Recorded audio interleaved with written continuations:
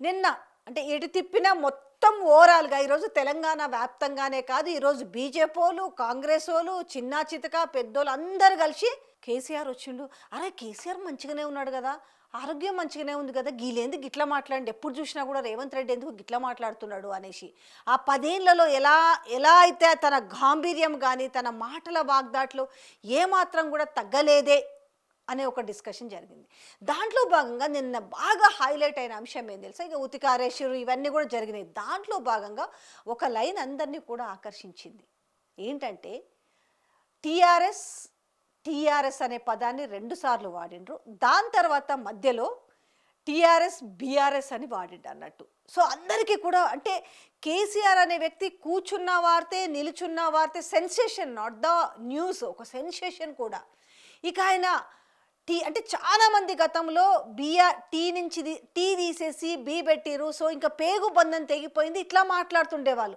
చాలామంది జ్యోతిష్యులు కూడా మేము సలహా ఇచ్చినాము, మళ్ళీ బీ తీసేసి టీ పెడితేనే మళ్ళీ పూర్వ వైభవం వస్తుందనేది మేము చాలామందికి చెప్పి చూసినాము కేసీఆర్కి, కానీ పట్టించుకోలేదు అనే వార్తలు మనం చాలా రోజుల నుంచి చూస్తున్నాం.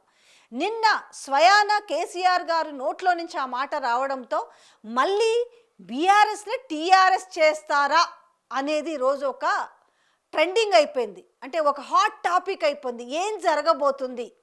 నిన్న మాట్లాడుతూ కేసీఆర్ హింట్ ఇచ్చిండా?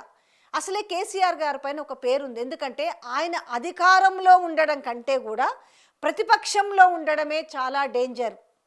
ఆయన అధికార పార్టీని ఏ విధంగా ముప్పు తిప్పలు పెడతాడనే మాటని చాలా ఆయనతో ఉన్న సన్నిహితులు కానీ కొంతమంది ఉద్యమకారుల గురించి నోటి నుంచి మనం విన్నాము. కాబట్టి నిజంగానే ఏమైనా హింట్ ఇచ్చిండా? దీన్ని డీకోడ్ చేయడానికి చాలా ప్రయత్నం చేస్తుండే. నిజంగా మీరు ఆలోచించుకొని చావండి, నా పని నేను చేసుకొని పోతాను అన్నట్లుగా ఉందా? మరి నిజంగానే బీన్ తీసేసి టీ పెట్టబోతున్నారా?